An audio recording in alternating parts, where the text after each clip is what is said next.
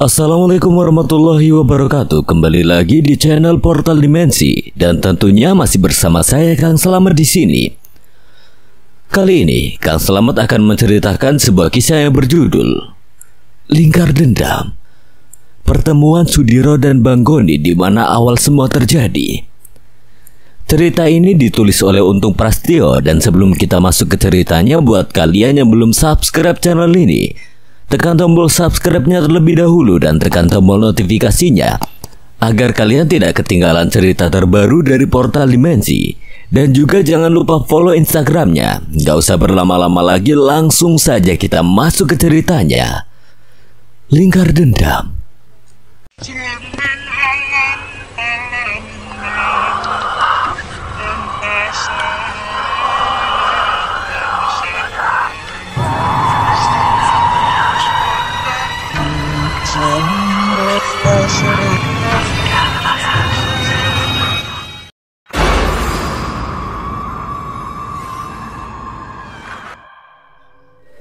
Dengan kewaspadaan tinggi untuk menghindari keluarganya dari bahaya makhluk-makhluk gaib, Sudiro pun langsung memanggil Gatra Prawira, Ki Blarak, dan juga Ki Anom. Tidak lupa juga Sudiro memanggil Mustaka Geni untuk ikut mengawasi tempat tinggalnya yang mulai mendapatkan serangan gaib itu.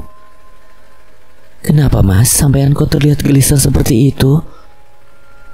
Ada bahaya yang datang, Dek. Tapi aku tidak tahu siapa yang ingin menyerangku dan kenapa mereka ingin mengusik ketenanganku. Apakah sampean berurusan lagi dengan hal gaib, mas? Aku hanya membantu temanku, Dek, tapi sepertinya ini bukan karena masalah itu. Sepertinya ini orang-orang dari masa laluku dulu, Dek. Lalu apa yang harus aku lakukan, mas? Aku tidak mau Widanu mengalami hal buruk seperti yang pernah kita alami saat itu. Secepatnya aku akan menyelesaikan permasalahan ini. Dan aku berjanji tidak akan membiarkan anak dan istriku mengalami hal buruk lagi. Setelah mendapatkan izin dari Sri Kanti, Sudiro pun meminta Gatra Prawira, Ki Blarak, dan juga Ki Anom untuk menjaga Sri Kanti dan Widanu. Sementara itu, Sudiro bersama Mustaka Geni bersiap menghadapi gelombang energi besar yang datang dengan cepat ke arah mereka. Rupanya kalian yang telah menghabisi saudara kami. Ada masalah apa sehingga kalian tidak memberikan pengampunan pada saudara kami? Mungkin sampean salah orang, Ki. Aku tidak pernah menghabisi siapapun selama beberapa tahun terakhir. Beberapa perewangan dari seorang dukun yang kalian habisi dapat menjadi saksi betapa angkuhnya dirimu itu, anak muda. Namaku Sudiro, Ki. Dan aku bersumpah aku tidak pernah melakukan hal itu.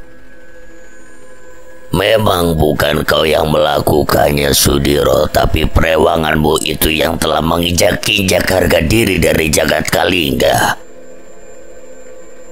Benarkah yang dikatakan kakek itu, Geni? Aku hanya membantu sahabatmu, Diro. Maafkan aku jika permasalahannya akan menjadi serumit ini. Gegabah, dasar makhluk goblok. Sudiro merasa kesal dengan apa yang telah disampaikan Mustaka Geni saat itu. Namaku Kalingga Tirta dan ini kedua saudaraku, Kalingga Praja dan Kalingga Bayu. Sedangkan yang dibunuh oleh perewanganmu itu adalah sahabat kami yang bernama Kalingga Panca. Mohon maaf, Ki. Aku sendiri tidak mengetahui apa yang sebenarnya terjadi.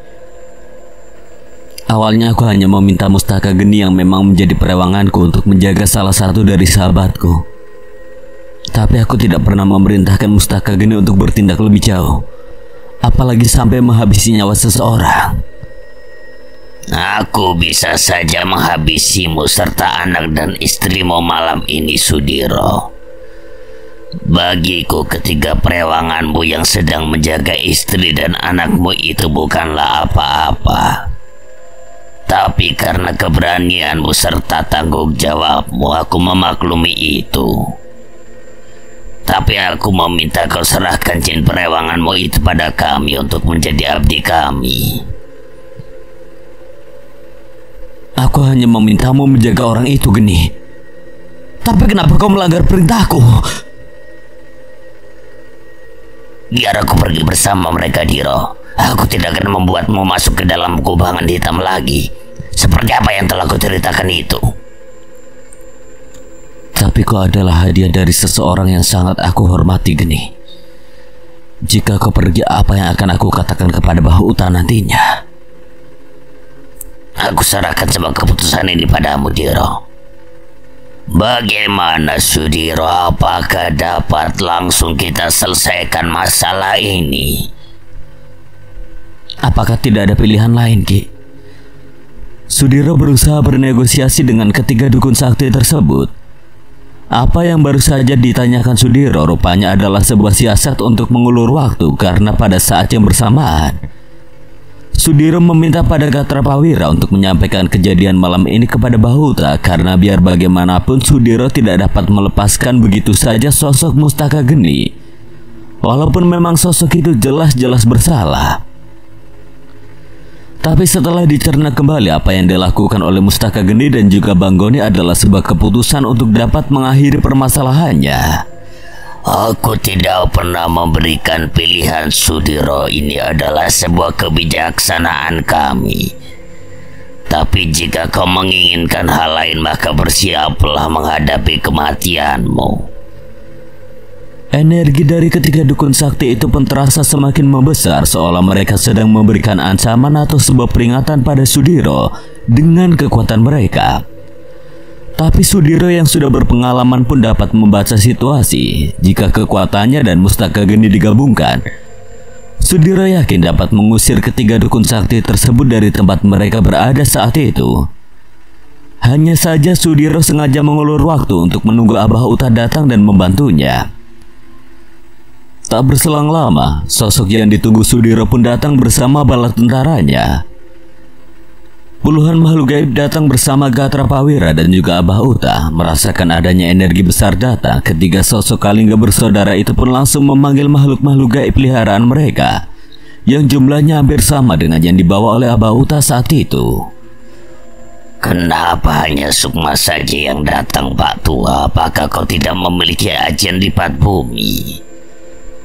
Kalau mau yang asli ada di sini, kakek tua. Bahuta tiba-tiba keluar dari dalam rumah Sudiro menyaksikan hal itu. Bukan hanya kakek Kalingga saja yang terkejut dibuatnya, Sudiro pun sempat merasa janggal dengan ilmu yang digunakan oleh Bahuta saat itu. Nanti Abah ajarkan ilmu sebandung hiji kalau kamu mau, Diro. Panggil saudara-saudara maneh semua, biar kita tentukan malam ini, sehingga tidak ada lagi dendam di antara kita. Kakek Kalingga Tirta, Kalingga Braja dan juga Kalingga Bayu hanya terdiam mendengar apa yang diucapkan oleh Bahuta saat itu. Selain memiliki energi besar, Bahuta yang memiliki kembaran itu terlihat bengis hingga membuat nyali lawan-lawannya ciut. Bagaimana kakek tua? Jangan hanya diam saja. Kami bukan takut orang tua. Kami hanya sedang berhitung untung dan ruginya jika kami bertempur denganmu malam ini. Tunggulah orang tua, satu hari nanti kami akan membuatmu menangis menyesali tawarnya hari ini. Kakek Kalingga Braja melesatkan serangan bersama kedua kakek Kalingga lainnya. Sudiro yang merasa tidak ingin direndahkan saat itu menerima secara langsung serangan ketiga kakek Kalingga itu. Tubuhnya langsung menghadang tiga larik sinar berwarna putih, biru dan merah itu tanpa ragu. Kabari kami jika kalian siap berperang, Ki. Sudiro masih berdiri tegap setelah menerima serangan mematikan itu.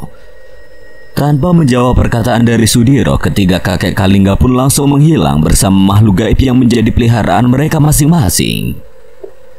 Ilmu kebalmu sudah tinggi, Sudiro. Kau memang sungguh luar biasa, tapi permasalahan ini belum selesai. Aku yakin mereka akan terus mengincarmu. Jika kita habisi mereka malam ini, maka urusan pun akan semakin rumit, karena mereka adalah dukun-dukun sakti yang memiliki jaringan luas. Saya sebenarnya ingin menjadi orang biasa yang hidup bebas tanpa musuh, Ki. Tapi sepertinya jalan hidup saya ini memang rumit. Mungkin sudah kehendak dari Sang Maha Pencipta, Diro. Lebih baik sekarang kau pikirkan keselamatan keluargamu.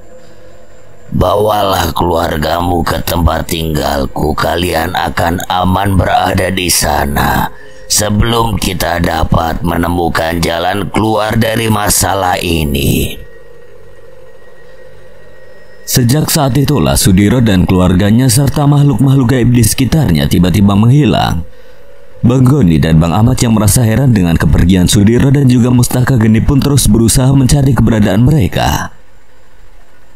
Beberapa bulan sebelum terjadinya konflik antara kelompok Bang Goni dengan dua kelompok lainnya untuk memperebutkan wilayah kekuasaan, Bang Goni dan Bang Ahmad pun sudah berusaha mencari keberadaan Sudiro dan juga Mustaka Geni. Mereka berdua sempat mendatangi tempat tinggal Abah Uta untuk menanyakan keberadaan Sudiro dan juga Mustaka Geni. Tapi setelah 3 hari 3 malam berada di hutan yang menjadi tempat tinggal Abah Uta, Bang Goni dan Bang Ahmad tidak dapat menemukan rumah Abah Uta karena Abah Uta menutup penglihatan keduanya. Abah Uta sengaja membiarkan Bang Goni untuk menghadapi permasalahannya seorang diri. Itu semua dilakukan agar Bang Goni dapat berpikir lebih dewasa lagi dalam menyikapi sebuah permasalahan. Dalam pertarungan hidup dan matinya melawan Bang Aris, Bang Goni pun sempat terluka parah karena ilmu kebalnya tidak berguna di hadapan Bang Aris. Selain juga memiliki ilmu bela diri tingkat tinggi seperti Bang Goni, Bang Aris pun memiliki ilmu kebal dan tahu kelemahan dari ilmu-ilmu milik Bang Goni. Hingga akhirnya Bang Goni yang hampir mati saat itu lalu menghilang dari wilayah kekuasaannya. Daerah pasar yang sudah dikuasai oleh kelompok Bang Aris pun sudah terlihat aman, walaupun banyak preman melakukan pungli kepada para pedagang pasar yang menempati kios-kios kecil serta yang berjualan di lapak-lapak pinggir jalan. Setelah pulih dari semua luka bacok yang dialaminya, Bang Goni yang masih belum menerima kekalahannya itu kembali mencari seorang guru ilmu kanuragan yang dapat mengajarkannya ilmu-ilmu kebatinan tingkat tinggi yang mematikan. Bang Goni yang masih ingin menguasai wilayah pasar dan sekitarnya itu mendatangi seorang guru ilmu kanuragan di daerah Jawa Barat. Dan dari sanalah Bang Goni dapat kembali menambah ilmu-ilmu hitamnya yang kini lebih mematikan lagi. Entah semua yang terjadi pada Bang Goni hanyalah kebetulan semata atau memang sudah digariskan. Tanpa sama-sama diketahui, Bang Goni ternyata mempelajari ilmu-ilmu kebatinan dari seorang guru yang bernama Kalingga Tirta. Bang Goni tidak tahu jika gurunya saat itu adalah kakak seperguruan dari seorang dukun yang telah dihabisinya. Sama halnya dengan Kalingga Tirta yang juga tidak menyadari jika Bang Goni lah yang telah membunuh Kalingga Panca. Hal itu terjadi karena saat melakukan aksinya, Bang Goni tidak lagi berwujud dirinya, melainkan berwujud makhluk gaib karena saat itu Bang Goni telah menyatu dengan sosok Mustika Geni. Seiring berjalannya waktu, Bang Goni yang sudah mempelajari banyak ajian-ajian mematikan pun dimintai sang guru untuk sama-sama menghadapi guru besar mereka, yang merupakan pendiri dari perkumpulan Jagat Kalingga. Jagat Kalingga sendiri bukanlah sebuah perguruan atau padepokan karena pendiri Jagat Kalingga yang menerima anggota dari orang-orang yang berjanji untuk menjadi pengikut setia dari guru besar mereka yang bernama Ki Jagat Madya. Seorang yang sakti mandraguna yang sangat disegani dalam dunia ilmu hitam. Setelah sampai di kediaman Ki Jagat Madya, Bang Goni baru mengetahui jika perkumpulan gurunya tersebut sedang memiliki permasalahan besar. Tapi Bang Goni tidak tahu jika permasalahan yang mereka hadapi itu ada hubungannya dengan Sudiro dan Abah Uta. Menurut Bang Goni sendiri, sebenarnya dia tidak tertarik dengan rencana penyerangan kepada musuh dari perkumpulan Jagat Kalingga itu. Karena kepentingan Bang Goni saat itu adalah merebut kembali daerah kekuasaannya yang telah jatuh ke tangan musuh barunya yang bernama Aris. Tapi karena peraturan yang mengharuskan dia ikut dalam penyerangan itu, maka mau tidak mau Bang Goni pun harus ikut serta menyerang ke daerah yang dikuasai oleh Abah Uta. Selain itu, Bang Goni yang sama sekali tidak mengetahui siapakah yang menjadi musuh dari Kalingga pun terlihat sangat tenang dan biasa saja. Setelah beberapa saat menembus alam gaib dan kembali ke dunia nyata, barulah Bang Goni tercengang ketika berada di sebuah tempat yang tidak asing lagi baginya. Sebuah rumah yang pernah dikunjunginya bersama Bang Ahmad pun membuat Bang Goni diam terpaku di antara kakek Kalinggatirta dan yang lainnya serta makhluk-makhluk gaib yang ada di sekitarnya. Tanpa menunggu waktu lama, pertempuran gaib pun terjadi antara pihak Abah Uta dengan kelompok Kalingga yang dipimpin oleh Ki Jagatmadya. Pertempuran antara jin-jin perewangan masing-masing pun terjadi hingga akhirnya Sudiro, Abah Uta dan beberapa murid Abah Uta yang memang sudah menunggu datangnya serangan itu muncul dan langsung mencari lawannya masing-masing. Sebagai orang terkuat, Abah Uta langsung berhadapan dengan Ki Jagatmadya, sedangkan Sudiro telah berhadapan dengan Kalinggatirta yang dibantu oleh Kalinggabayu. Pertempuran dahsyat dengan energi besar yang dengan cepat menumbangkan makhluk-makhluk gaib yang menjadi perewangan dari masing-masing kubu pun terus terjadi. Sudiro dan Abah Uta yang telah menduga akan datangnya serangan itu sudah menyiapkan siasat pertempuran dengan berbagai macam kemungkinan. Sudiro pun sudah diminta oleh Abah Uta untuk menyembunyikan keluarganya bersama istri Abah Uta yang bernama Nyai Semala. Dengan keamanan tinggi, Sudiro yakin keluarganya akan terlindungi dari energi-energi hitam yang menyebar ke segala penjuru arah. Bang Goni yang merasa bingung menghadapi situasi rumit itu memilih bertempur dengan sosok-sosok makhluk gaib yang langsung menyerangnya. Dengan kemampuan yang dimilikinya saat itu, Bang Goni pun melesat menjauh dari medan pertempuran. Tapi kehadiran Bang Goni pun dapat diketahui oleh sosok Mustaka Geni yang telah mampu menumbangkan lawan-lawannya. Rupanya kau datang sebagai musuh kami, manusia serakah. Aku bisa menjelaskan apa yang sebenarnya terjadi, tapi mintalah kepada makhluk sebangsamu ini untuk menghentikan serangan mereka. Setelah dapat menjelaskan apa yang sebenarnya terjadi, Bang Goni dan Mustaka Geni pun mendapatkan kesepakatan yang dengan seketika merubah jalannya pertempuran gaib malam itu. Jika saat itu menyatukan tubuh Bang Goni dengan sosok jin bernama Mustaka Geni harus melalui sebuah ritual, tapi untuk saat itu karena Bang Goni sudah memiliki ilmu tingkat tinggi, maka dengan mudah Bang Goni dan Mustaka Geni menyatu atau yang disebut juga Nyawiji. Setelah menyatu, tubuh Bang Goni pun seketika berubah menjadi sosok makhluk yang lebih menyerupai siluman. Dengan kekuatan besar, Bang Goni yang telah nyawiji dengan sosok Mustaka Geni pun dapat dengan mudah menghabisi makhluk-makhluk gaib perewangan para Kalingga serta Ki Jagatmadya. Dalam pertempuran gaibnya, Sudiro yang telah mempersiapkan segala sesuatunya dapat melumpuhkan Kalinggabayu dengan mudah. Energi angin milik Sudiro yang dapat dipadukan dengan ajian beraja mampu merobohkan Kalinggabayu. Sementara itu, Kalinggatirta yang telah mengetahui kemampuan Sudiro segera mengeluarkan ajian-ajian air yang mampu meredam energi api milik Sudiro. Tapi Sudiro yang telah menguasai medan pertempuran dan juga telah menyiapkan segala sesuatunya dapat membuat Kalinggatirta merasa ketakutan. Ajian Sindung Geni yang dengan cepat dapat merubah pasir halus menjadi senjata mematikan itu membuat Kalinggatirta gentar dan melesat menjauhi Sudiro. Sementara itu, Abah Uta yang ternyata lebih kuat dari Ki Jagatmadya pun dapat segera membuat Ki Madya mempertimbangkan lagi untuk melanjutkan pertempuran. Korban yang sudah banyak berjatuhan dari pihaknya memaksa Ki Jagatmadya untuk segera melesat pergi. Setelah Ki Jagatmadya pergi, akhirnya Kalinggatirta pun terpaksa pergi meninggalkan Kalinggabayu dan Kalinggabraja yang telah terkapar. Kalinggabraja yang mengalami nasib sial karena harus bertarung melawan Bang Goni yang telah bersatu dengan Mustaka Geni pun harus tewas dalam pertempuran itu. Begitu juga dengan Kalinggabayu. Nasib buruk juga menimpanya setelah ajian Sindung Geni menghantam tubuhnya untuk kedua kalinya. Beruntung tidak ada korban nyawa dari kubu Abah Uta. Hanya saja ada beberapa jin yang musnah dalam pertempuran malam itu. Di sisi lain, menyadari jika ada kekuatan baru yang sangat besar, Abah Uta pun langsung melesat ke arah Bang Goni yang masih nyawiji dengan Mustika Geni. Amarah dari Abah Uta jelas terpancar ketika mengetahui Bang Goni sebenarnya sudah menjadi bagian dari kelompok Kalingga. Keluarlah kau Geni, aku tidak mengizinkan kau menyatu dengan manusia bodoh itu. Abah Uta sudah sangat geram sekali malam itu. Tanpa membantah lagi, sosok Mustaka Geni pun segera keluar dari tubuh Bang Goni. Sedangkan Bang Goni sendiri terlihat lemah ketika kembali ke wujud asalnya. Carilah jalanmu sendiri, pergilah dari tempat ini secepatnya. Karena saat ini kau bukanlah lagi muridku. Abah Uta merasa sangat kecewa dengan apa yang telah dilakukan oleh Bang Goni sebelumnya. Hal tersebut sangat wajar dilakukan oleh Abah Uta, karena Bang Goni lah Abah Uta ikut masuk ke dalam lingkaran dendam dan harus kembali lagi berurusan dengan orang-orang dari aliran hitam yang sangat kejam.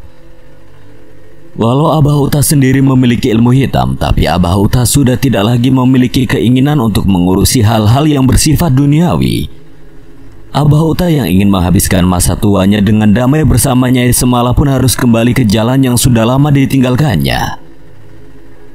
Begitu juga dengan Sudiro, keinginannya untuk tidak berurusan lagi dengan hal-hal gaib tapi harus ikut terseret dalam perselisihan yang semakin meluas. Lingkaran dendam yang pernah dituntaskannya dulu kembali lagi dalam kehidupannya dengan musuh yang lebih sakti mandraguna dari sebelumnya. Mau tidak mau Sudiro pun harus menetap lebih lama di hutan tempat Abah Uta dan Nyai Semala tinggal sampai Sudiro dapat menyelesaikan semua arus persoalan yang secara tidak sengaja menyeretnya. Sementara itu Bang Goni yang telah diusir oleh Abah Uta terpaksa meninggalkan hutan tersebut walau sebenarnya dia ingin memperbaiki kesalahannya. Tapi keputusan Abah Uta sudah bulat dan untuk menghargai keputusan tersebut, Bang Goni pun pergi meninggalkan Abah Uta yang pernah mengajarinya ilmu-ilmu kanuragan dan ilmu kebatinan. Sesampainya di kota, Bang Goni pun kembali menghimpun kekuatan besar bersama Bang Ahmad dan orang-orang yang dulu pernah menjadi bagian dari kelompoknya. Dengan kekuatan yang telah dimilikinya, Bang Goni pun siap untuk merebut kembali daerah kekuasaannya yang kini telah dikuasai oleh kelompok Aris. Perselisihan di daerah pasar pun kembali terjadi. Korban dari kubu kelompok Aris pun mulai berjatuhan, tapi kelompok Aris belum mengetahui jika Bang Goni telah kembali dan menebar ancaman. Kala itu Bang Goni memilih melakukan aksinya dengan senyap. Hal itu sengaja dilakukan untuk membuat kelompok lawan merasa ketakutan. Hampir 1 bulan lebih Bang Goni dan kelompoknya mengincar satu persatu anggota dari kelompok Aris. Hingga akhirnya hari pembalasan pun tiba. Bang Goni yang sudah menentukan hari untuk melampiaskan dendamnya berhasil menumbangkan pimpinan kelompok lawan dan berhasil menghabisi Aris sebagai ketua kelompok tersebut. Strategi yang dijalankan oleh Bang Goni pun berhasil dan hanya dalam waktu kurang dari 2 bulan Bang Goni sudah dapat kembali merebut wilayah pasar yang dulu memang menjadi daerah kekuasaannya. Setelah dapat kembali menguasai pasar, Bang Goni pun mulai melebarkan sayapnya dengan ingin menguasai beberapa tempat lainnya. Bang Goni yang kala itu merasa memiliki kesaktian tinggi pun merasa jumawa hingga akhirnya Bang Goni harus kembali terlibat perselisihan dengan kelompok lainnya yang menjadi bawahan dari kelompok Jagat Kalingga. Sudah beberapa hari belakangan ini wajah Sri Kanti terlihat murung. Dirinya sudah mulai merasa jenuh dengan keberadaannya di tengah hutan yang jauh dari peradaban manusia. Tinggal bersama suami dan anaknya serta Abah Uta dan Nyai Semala membuat Sri Kanti rindu dengan kedua orang tuanya, sanak saudara serta para tetangga di desanya. Sudiro yang mengetahui hal itu pun merasa sangat bersalah kepada keluarganya karena lagi-lagi dia harus berurusan dengan orang-orang yang memburunya dan juga keluarganya. Abah tahu apa yang sedang kau rasakan, Diro. Abah juga sudah memikirkan hal itu. Tidak apa, Bah. Saya hanya sedang memikirkan keluarga saya saja. Abah tahu apa yang ingin kau lakukan, Diro. Dan Abah sudah mempersiapkan itu semua. Ketika bulan purnama tiba nanti, Abah akan mewariskan sebuah pusaka dan juga ilmu bela diri serta ilmu kanuragan sekaligus kepadamu. Trisaka Ajiraga. Apakah saya pantas untuk menerima ilmu tingkat tinggi itu, Bah? Sudiro yang pernah melihat kekuatan Abah Uta yang sebenarnya merasa belum mampu untuk mendapatkan ilmu kanuragan yang dimiliki oleh Abah Uta. Selain Ajian Sabandung Hiji yang memiliki kekuatan besar, ternyata Abah Uta masih memiliki ilmu lainnya yang disebut Trisaka Ajiraga. Trisaka Ajiraga sendiri adalah perpaduan antara jurus silat, ajian ilmu kebatinan dan tenaga dalam serta sebuah senjata pusaka yang berupa tongkat bambu kuning tua yang lebih keras dari baja. Sudiro pernah menyaksikan Abahauta menjajal ilmu pamungkasnya itu dan melihat sendiri betapa dahsyatnya Trisaka Ajiraga yang diciptakan oleh Abahauta. Sebagai seorang ahli ilmu kanuragan, sudah pasti Abahauta memiliki ilmu-ilmu kanuragan yang diciptakannya sendiri. Semua itu hasil perpaduan dari laku tirakat dan tapa berata serta ilmu-ilmu bela diri yang sudah lebih dulu dikuasainya. Aku tidak bisa membayangkan jika bedong mayit yang menjadi tameng tubuhmu berpadu dengan Trisaka Ajiraga, Diro. Bersiaplah, Diro, kau akan memulainya besok malam. Sebelum bulan purnama tiba, Sudiro dan Abahauta sudah mulai berlatih. Hal itu tentu saja membuat Srikanti ikut merasa senang, karena dia tahu jika suaminya akan kembali menyelesaikan semua permasalahan yang ada ketika bekal ilmu yang diturunkan oleh Abahauta sudah dianggap cukup. Hampir setiap hari ketika malam tiba, Sudiro terus melatih gerakan-gerakan silat yang diajarkan oleh Abahauta. Karena selama ini Sudiro memang tidak memiliki ilmu bela diri khusus yang ikut menyempurnakan ilmu kanuraganya. Hal itu pun sempat membuat Sudiro kesulitan dan terlihat kaku ketika memainkan keahlian barunya itu. Tapi dengan kemauan keras dari Sudiro serta kesabaran dari Abahauta, perlahan tapi pasti Sudiro pun sudah dapat menguasai 5 jurus dari 9 jurus yang ada. Saat itu waktu masih cukup untuk menyempurnakan semua jurus ilmu itu sebelum bulan purnama tiba. Di saat kau sudah menguasai jurus ke-7, kau akan aku ajarkan ajian Sabandung Hiji untuk dapat menguasai jurus ke-8 dan jurus ke-9, Diro. Bukankah itu ilmu yang berbeda dari Trisaka Ajiraga, Pak? Trisaka adalah 3 pilar dari ilmu bela diri, ilmu kanuragan serta senjata pusaka, Diro. Ajian Sabandung Hiji adalah ajian yang akan membuat Trisaka itu sempurna dan menjadi Trisaka Ajiraga itu sendiri. Seiring bergantinya hari, akhirnya Sudiro dapat menguasai jurus ke-7 dari ilmu bela diri Ajisaka dan bersiap untuk menerima ajian Sabandung Hiji yang akan diturunkan langsung oleh Abahauta. Ketika bulan purnama tiba nanti, kau harus mencari jurus ke-8 dan jurus ke-9 itu sendiri, Diro. Sekarang terimalah ajian Sabandung Hiji yang akan aku turunkan langsung kepadamu. Tubuh pria berperawakan tinggi besar itu mulai bergetar ketika Abahauta yang duduk di belakang tubuh Sudiro mengalirkan energi murninya sambil terus merapalkan ajian yang sebelumnya telah diajarkan oleh Abahauta. Sudiro pun mulai merasakan ada sesuatu yang masuk ke dalam tubuhnya yang tidak dapat dihindarinya. Seluruh sendi-sendi tulang tubuhnya terasa sakit, begitu juga dengan bagian otot dan kulitnya yang terasa seperti terbakar.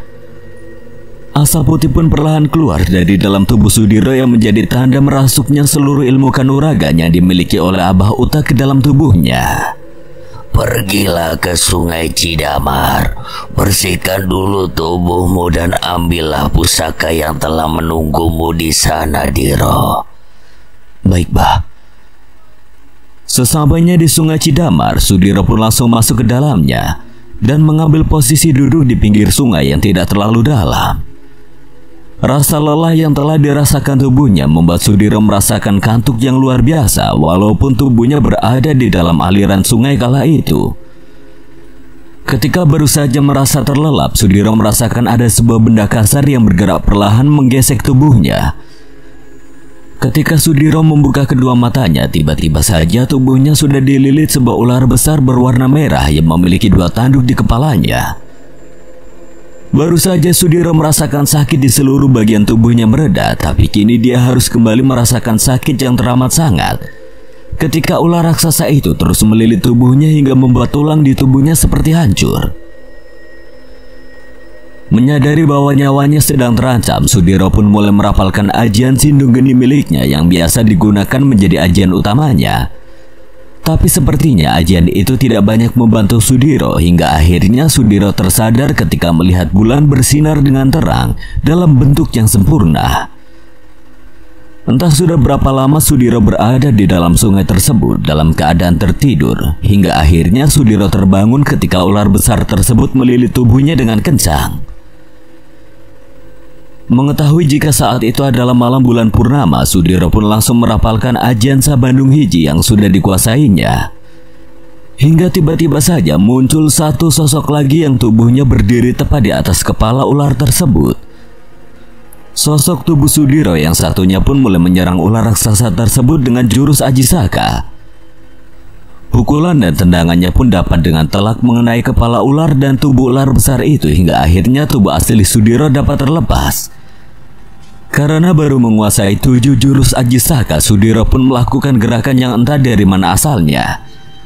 Karena dia sendiri belum pernah melakukan gerakan silat tersebut, tapi tubuh kembaran Sudiro seperti menuntun tubuh aslinya untuk melakukan jurus itu hingga akhirnya Sudiro dapat menguasai jurus ke-8 dan ke-9 dari ilmu silat Ajisaka.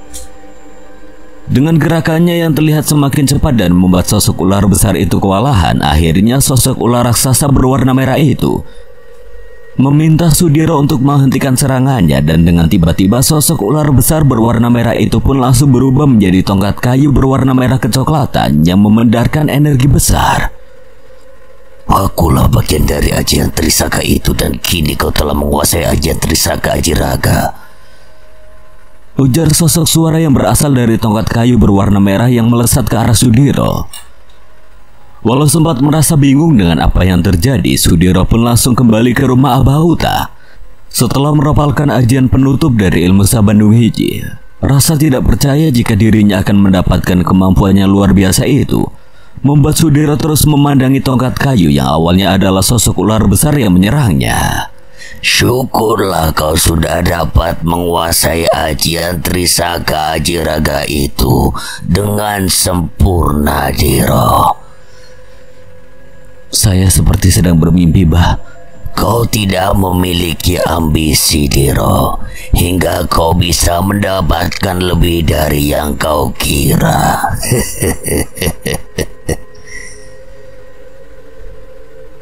Tirta Bagi, akhirnya kau mau melengkapi Trisaka Ajiraga yang sudah lama aku ciptakan itu. Sekarang bersemayamlah di tubuh Sudiro dan jadilah senjata pusaka pilih tanding untuk menumpas angkara murka. Abah Uta memandang tongkat kayu dengan bentuk yang sangat indah itu. Setelah berbincang dengan Sudiro, Abah Uta pun meminta Sudiro untuk membersihkan dirinya dan beristirahat. Karena Abah Uta tahu jika Sudiro sudah berada di luar batas tubuh manusia biasa pada umumnya. Sakit, perih dan lelah jelas dirasakannya saat itu.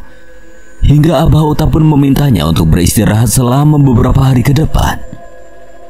Beberapa hari kemudian Abah Uta, Nyai Semala, Sudiro dan Sri Kanti serta anak mereka berkumpul untuk membicarakan sesuatu.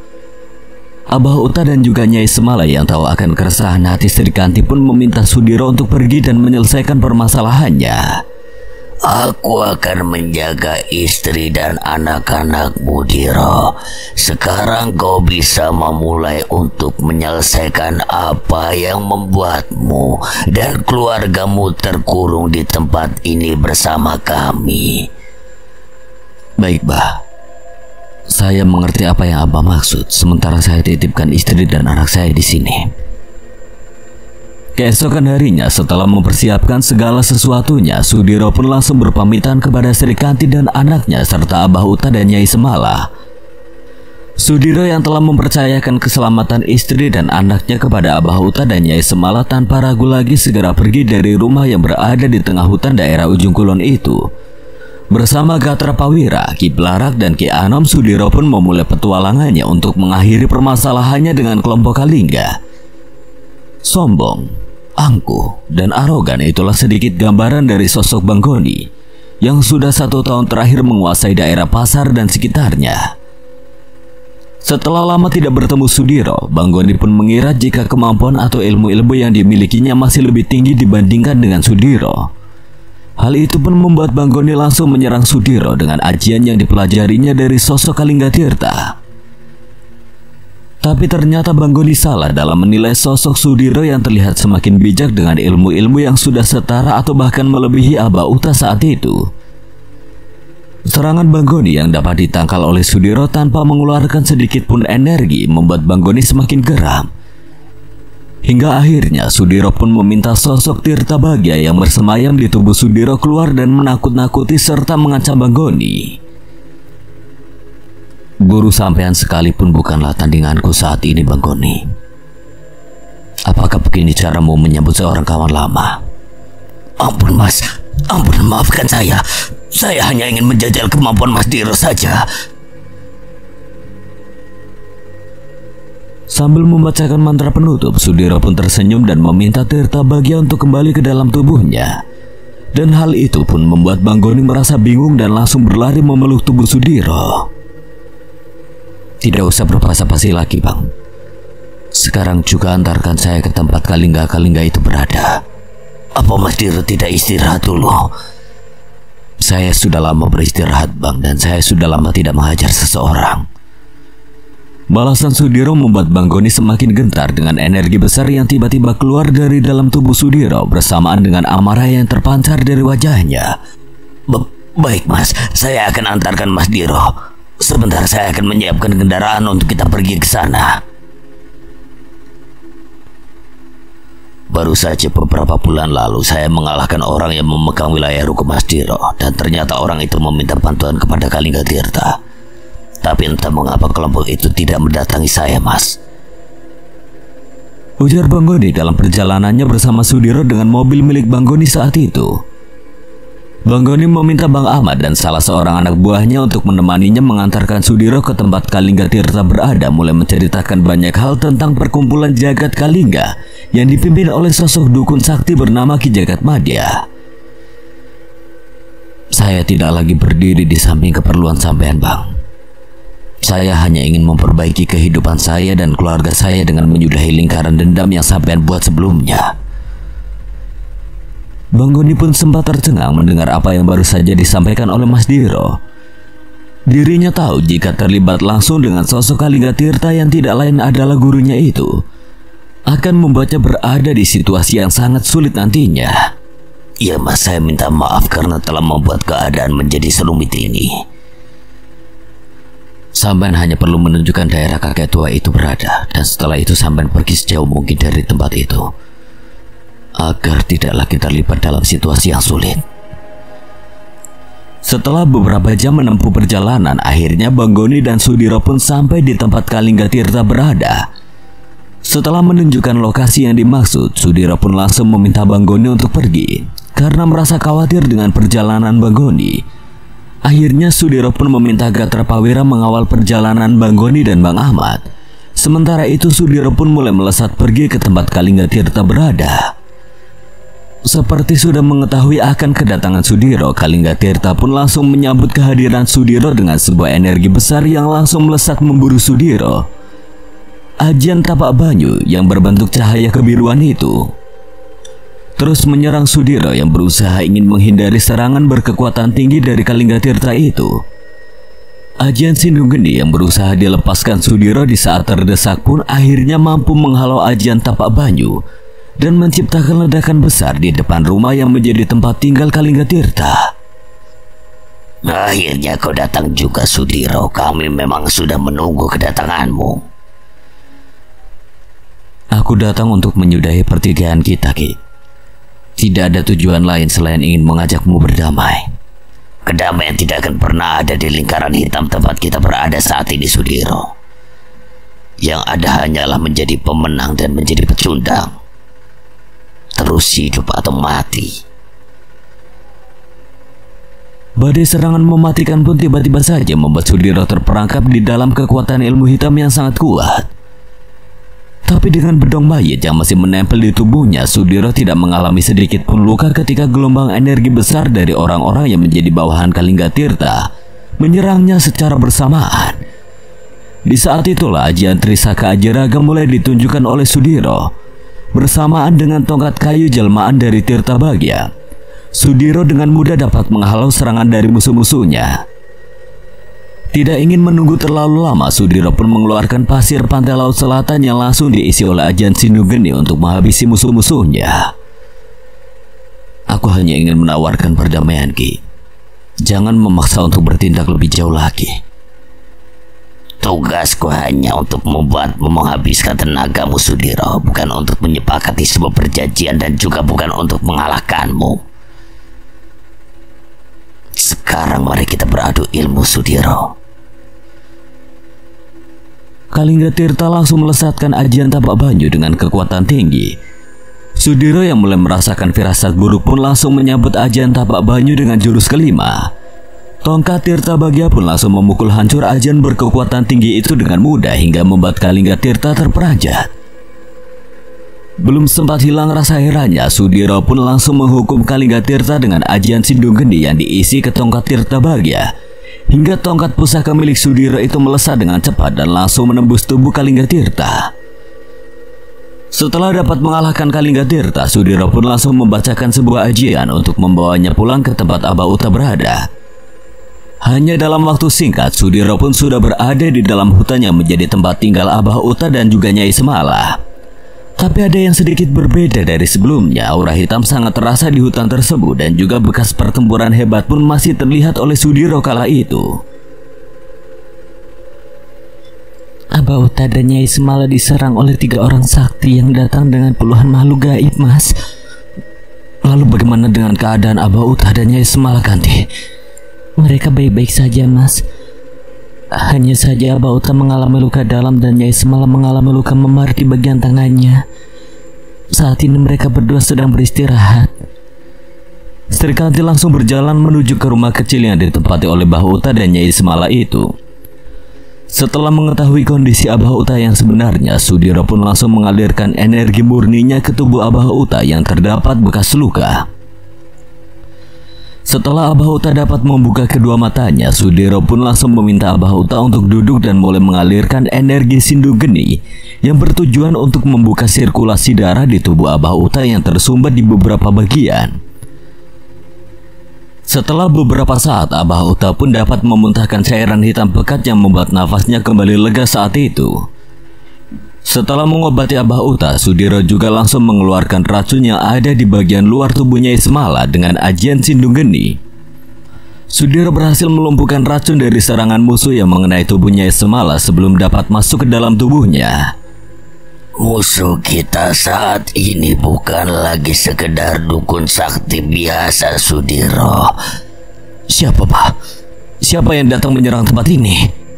Jagat Madya, Jagat Ageng dan Jagat Alit, 3 orang yang memiliki kekuatan sakti dan sudah banyak melahirkan dukun-dukun sakti yang merupakan murid-muridnya. Menurut Abah Uta, beberapa ratus tahun yang lalu ada seorang petapa sakti yang moksa di sebuah tempat di Pulau Jawa ini. Sebelum moksa, petapa itu mewariskan seluruh kesaktiannya kepada keempat muridnya yang diberi julukan Sumber Madya, Sumber Giri, Sumber Baruna, dan juga Sumber Janggala. Keempat murid dari seorang petapa sakti yang akhirnya memilih moksa itu lalu menempati tempat berbeda di seluruh Pulau Jawa. Mereka pun akhirnya memiliki banyak murid yang tidak semua murid-murid mereka menjadi orang baik, tapi sebaliknya. Keempat murid pertapa itu kebanyakan melahirkan dukun-dukun ilmu hitam yang memiliki kesaktian tinggi. Jadi siapakah Jagat Madya, Jagat Alit, dan Jagat Ageng itu, Bah? Ketiga orang yang datang ke tempat ini adalah murid-murid dari Sumber Madya. Abah juga baru menyadari itu ketika salah satu dari mereka menyebut nama guru mereka. Apakah Abah mengenal sosok Sumber Madya itu, Bah? Sumber Madya adalah kakak seperguruan dari Sumber Jenggala, dan Sumber Jenggala adalah guruku yang menjadi orang pertama yang hidup di daerah hutan ini. Harusnya suamiku mendapat gelar sebagai jagat jenggala, tapi dia memilih hidup damai tanpa musuh di dalam hutan ini dan menjaga kelestarian hutan yang hampir dirusak oleh orang-orang kita sendiri, Diro. Demi menyelamatkan aku dan Widanu, Abah rela menyerahkan mustika miliknya serta mustaka geni dan juga raga geni serta hasta geni, Mas. Mustika Nagawana adalah benda keramat dengan kekuatan besar yang aku dapat dari sosok makhluk gaib penguasa seluruh hutan ini, Diro. Dengan mustika itu dia dapat mengendalikan makhluk-makhluk gaib yang memiliki kekuatan tinggi seperti mustaka geni, rogo geni, hasta geni dan juga jangka geni.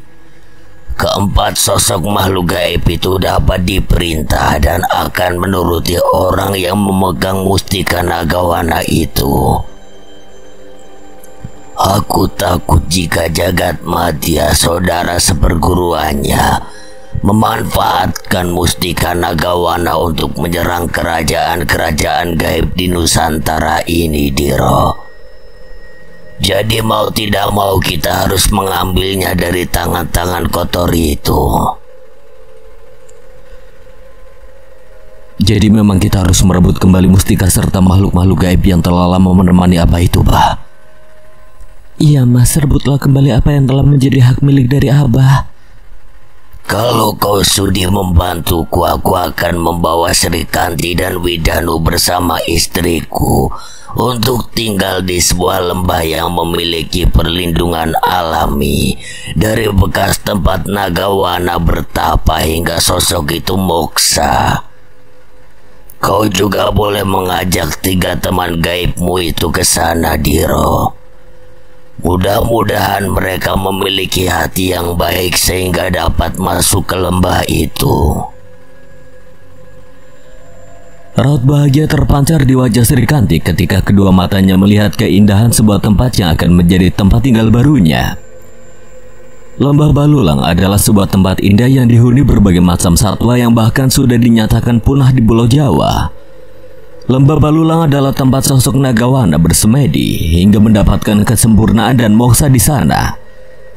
Terdapat air terjun yang sangat indah serta sungai yang airnya mengalir jernih dengan banyak ikan-ikan di dalamnya. Tempat ini berada di antara alam nyata dan alam gaib, sehingga tempat ini tidak mudah ditembus baik oleh manusia yang memiliki ilmu kesaktian tinggi maupun oleh makhluk gaib yang sakti sekalipun. Dan ternyata ketiga sahabat gaibmu itu adalah makhluk gaib yang memiliki kebaikan di dalam hatinya, Diro. Semoga saja kekuatan mereka bertambah jika mereka mau mengasah kemampuan itu di lembah ini. Sudah hampir 10 tahun aku tidak menginjakkan kakiku di lembah ini. Tapi sepertinya tempat ini tidak banyak berubah, Kang. Beristirahatlah dulu di rumah itu, Diro. Biar istrimu dan Nyai semalam membuatkan kita makanan yang enak di sini. Abah Uta berjalan ke arah air terjun yang memiliki keindahannya tersendiri itu.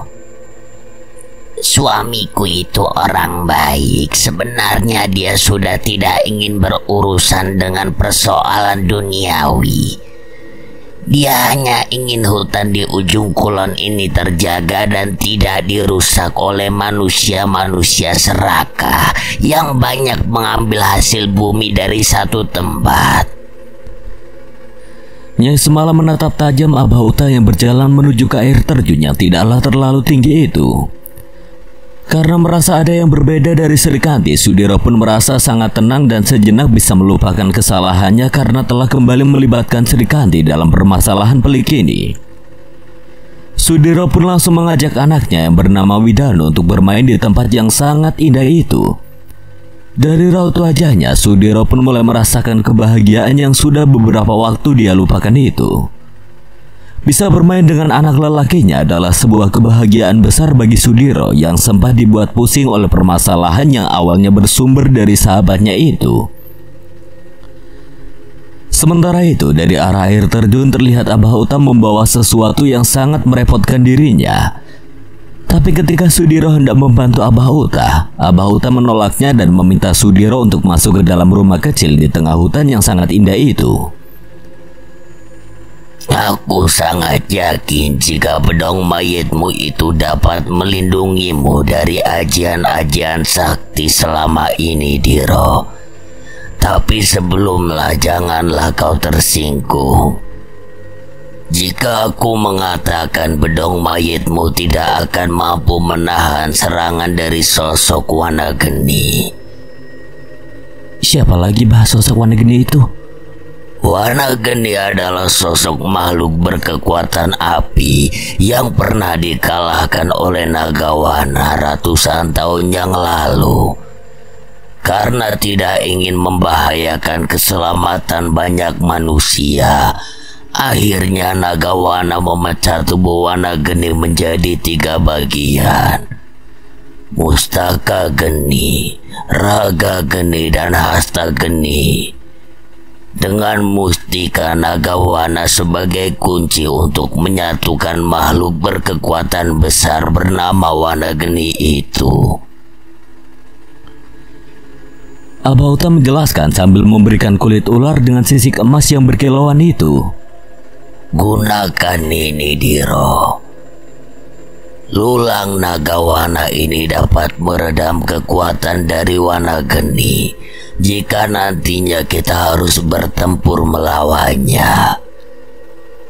Sementara itu, Gatrapawira dan Ki Blarak juga Ki Anom terlihat sedang bersemedi di tempat yang berbeda.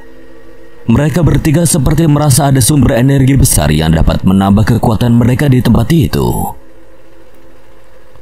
Akhirnya Nagawana mengizinkan makhluk lain untuk menyelaraskan energinya dengan energi alam di tempat ini. Jika mereka berhasil, maka mereka akan mendapatkan tambahan energi besar dari lembah Balulang ini.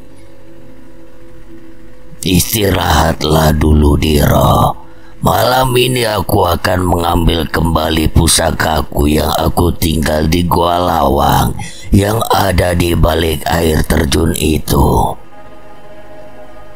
Di tempatnya berada, Ki Anom yang memiliki kesaktian paling rendah dibanding Gatrapawira dan juga Ki Blarak bertemu dengan sosok seorang panglima perang dengan pakaian perang kebesarannya dan tombak di tangan kanannya.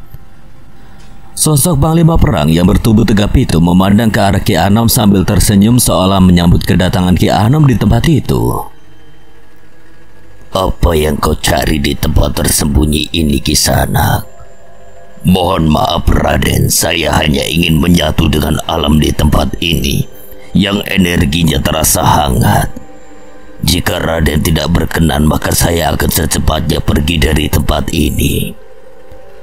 Aku sudah menunggu sosok makhluk yang memiliki tingkat kebaikan yang tinggi. Mulai saat ini namamu akan aku ganti dengan nama Wanataru. Dan aku titipkan pusaka ini padamu untuk membantu muridku menyelesaikan tugasnya. Sama seperti Ki Anom, Ki Blarak yang berwujud lelaki tua bungkuk dengan rambut panjang putih dan wajah dipenuhi keriput itu juga bertemu dengan sosok panglima perang dengan sebuah cambuk yang digenggamnya di tangan kanan. Ki Blarak juga menerima pusaka dari sosok panglima perang tersebut dan namanya juga diganti dengan nama Wanasela. Ketika tepat di tengah malam sunyi, Gatrapawira merasa berada di sebuah istana besar yang dirinya sendiri merasa kebingungan dengan keberadaannya kala itu. Tapi Gatrapawira langsung dibuat tertunduk ketika sosok lelaki yang mengenakan pakaian perang lengkap berdiri dan menatap ke arahnya. Gatrapawira, kau adalah anak keturunan dari sahabatku yang menguasai alas mati di tengah pulau Jawa. Saat ini aku akan memberikan sedikit kekuatanku untukmu, serta keris pusaka Wana Panca kepadamu. Ujar sosok yang sama seperti yang ditemui oleh Ki Anom dan juga Ki Blarak. Pada malam berikutnya, ketika Abauta telah berhasil mengambil kembali benda pusaka yang disimpan di balik air terjun di lembah Balulang itu, Abauta lalu meminta Sudiro untuk pergi ke tempat di mana Abauta bisa melakukan tapa brata. Dan di sana, Sudiro kembali mendapatkan kekuatan Nagawana yang akhirnya membuat Sudiro setara dengan Abauta. Aku sangat percaya pada Sutradirja, hingga aku memberinya sebuah tempat untuk berlindung jika dalam keadaan bahaya. Saat ini aku juga akan memberikanmu kepercayaan yang sama seperti Sutradirja, dan aku akan memberikanmu kesaktianku untuk mengambil kembali Mustika Nagawana yang merupakan perwujudan dari sebagian kekuatanku. Ujar sosok Nagawana yang berwujud lelaki bertubuh tegap dengan cahaya kekuningan yang terpancar dari tubuhnya. Setelah Abauta, Sudiro, Gatrapawira, Ki Blarak atau Wanasela dan juga Ki Anom atau Wanataru mendapatkan kekuatan dari Nagawana, mereka pun mulai berlatih dan menyelaraskan energi yang ada di tubuh mereka dengan pusaka milik mereka masing-masing. Ki Wanasela terlihat sudah tidak lagi bertubuh bungkuk dan wajahnya pun terlihat seperti manusia biasa. Dengan bersenjatakan cambuk api, Ki Wanasela atau Ki Blarak itu mulai menjajal kemampuannya. Begitu juga dengan Ki Anom atau Ki Wanataru, tombak geni yang memiliki kekuatan besar itu terus diputarnya hingga menimbulkan gelombang energi besar perpaduan angin dan api. Kekuatan Ki Wanataru atau Ki Anom pun meningkat pesat dan setara dengan kekuatan Ki Wanasela atau Ki Blarak. 5 jumlah kita saat ini adalah 5, Sudiro. Apakah ini adalah sebuah kenyataan dari ramalan Nagawana yang pernah berkata jika satu saat akan ada Pancamukti yang berhasil menyeimbangkan antara dunia hitam dan dunia putih? Ujar Abauta yang terlihat sangat berbeda dengan pakaian serba hitam dan ikat kepala hitam yang membuatnya terlihat gagah. Kita harus mulai dari mana, Bah? Dataran tinggi di Jawa Tengah. Nagawana yang memberitahuku kemana harus mencari mereka saat ini. Sebelum pergi, Abauta berpesan kepada Nyai Semala untuk tidak pernah keluar dari lembah Balulang itu. Karena di lembah Balulang itu mereka berdua akan aman dan tidak akan bisa dideteksi oleh seseorang maupun makhluk gaib. Selain itu, kubah pelindung yang dibuat oleh Nagawana sendiri mampu menahan kekuatan dari luar dan juga mampu membuat keadaan sekitar tidak terlihat. Setelah memastikan keadaan Nyai Semala, Srikanti dan juga Widanu aman, Abauta yang ternyata memiliki nama asli Sutadirja bersama dengan Sudiro, Gatrapawira, Ki Wanasela dan juga Ki Wanataru bersiap untuk melakukan perjalanan ke sebuah tempat yang berada di dataran tinggi di Pulau Jawa. 2 sosok manusia dan 3 sosok jin sakti itu mulai membuka tabir penyamar dan juga dinding gaib pelindung yang terpasang di lembah Balulang. Dengan melewati alam gaib, Abauta, Sudiro, Gatrapawira dan juga Ki Wanasela serta Ki Wanataru dapat dengan cepat sampai di tempat yang akan mereka tuju. Sama seperti tempat tinggal Abauta sebelumnya, kawasannya menjadi tempat tinggal Jagat Madya pun dijaga oleh pelindung gaib serta makhluk-makhluk gaib di sekitarnya. Tapi itu bukanlah hal sulit bagi Abauta, Sudiro dan yang lainnya untuk masuk ke dalam wilayah yang dikuasai oleh Jagat Madya dan 2 kakak seperguruannya itu dengan senyap. Kemampuan Abauta dan Sudiro yang sangat tinggi itu dapat dengan mudah mengelabui para penjaga dari sosok jin dan juga siluman. Dan dengan kekuatannya, lagi-lagi Abauta dan Sudiro dapat menyusup tanpa diketahui oleh semua makhluk yang berada di sana. Abauta yang merasakan kekuatan dari Mustika Nagawana pun langsung mengajak Sudiro, Gatrapawira, Ki Wanasela dan juga Ki Wanataru untuk langsung menyerang tempat tersebut. Tapi sayangnya, kehadiran Abauta dapat diketahui oleh sosok Mustaka Geni Raga Geni dan juga Hasta Geni yang langsung menyerang Abah Uta dan yang lainnya. Pertempuran gaib antara Abah Uta dan sosok makhluk gaib perewangannya itu pun terjadi dengan hebat hingga energi-energi liar yang melesat langsung membunuh makhluk-makhluk gaib yang menjaga tempat itu. Bunuh aku, Suta. Aku tidak ingin bertindak di luar kendaliku. Ketika mustika itu dapat menyatukan tubuhku kembali. Tujuan Abah Uta dan Sudiro ke tempat itu bukanlah untuk membunuh Mustaka Geni, Raga Geni, dan Hasta Geni, tapi untuk kembali mengambil mustika Nagawana dan menghancurkan jagat Madya, jagat Kiri, dan juga jagat Baruna yang telah mengajarkan ilmu-ilmu hitam yang telah banyak membunuh manusia kala itu. Tapi semua itu bukanlah hal mudah karena ketiga jagat itu memiliki ilmu kesaktian tinggi serta memiliki mustika Nagawana saat itu. Ditambah lagi ketika sosok makhluk gaib yang menjadi perewangan Abah Uta kini harus tunduk kepada ketiga jagat karena mustika Nagawana itu sendiri. Walau kekuatan Gatra Pawira, Kiwana Sela, dan juga Kiwana Taru masih berada di bawah kekuatan mustika Geni, Raga Geni, dan juga Hasta Geni, tapi ketiganya langsung berhadapan dan meminta Abah Uta serta Sudiro untuk segera mengambil mustika Nagawana. Pertempuran antara makhluk gaib berkekuatan tinggi pun langsung pecah dan membuat keadaan semakin ricuh. Banyak makhluk gaib peliharaan jagat Madya yang langsung memburu Abah Uta dan Sudiro untuk mencegah keduanya sampai di tempat jagat Madya dan dua saudaranya. Tapi dengan mudah Abah Uta dan Sudiro pun mengalahkan semua makhluk gaib yang menjadi perewangan dari jagat Madya hingga akhirnya Abah Uta dan Sudiro pun dapat berhadapan langsung dengan sosok jagat Madya, jagat Kiri, dan juga jagat Baruna. Tubuhnya terpelanting terkena ajian Latu Geni yang dilesatkan oleh jagat Kiri. Tapi dengan bedong mayitnya, Sudiro tidak mengalami luka sedikit pun. Jagat Kiri yang merupakan murid dari Pertapa Sumber Giri yang mendiami sebuah gunung besar di Pulau Jawa itu sempat dibuat terkejut dengan kekuatan milik Sudiro karena merasa mendapatkan lawan sepadan. Jagat Giri pun mulai bertarung dengan sungguh-sungguh di saat Sudiro mulai mengeluarkan ajian Sindu Geni yang dipadukan dengan ajian Sabandung Hijau untuk benar-benar menyerang jagat Giri. Sebenarnya aku tidak tertarik dengan pertempuran ini. Perselisihan jagat Madya membuat aku harus turun gunung menghadapi murid Eyang Sumber Janggala yang ternyata memiliki murid yang sangat sakti mandraguna. Bukankah kau yang ikut merebut mustika Nagawana milik Abah Sutadirjaya? Sudiro masih menahan seluruh energinya. Sudiro yang tidak mau gegabah dalam bertindak pun sempat merasa terkejut ketika mendengar apa yang dikatakan oleh jagat Giri yang seolah-olah datang hanya untuk dimintai bantuannya saja oleh jagat Madya. Aku tidak ada urusan lagi dengan hal-hal duniawi, anak muda. Aku lebih senang dalam pertapaanku di atas sebuah gunung besar dan menjaga kelestarian alam dari puncak gunung tersebut.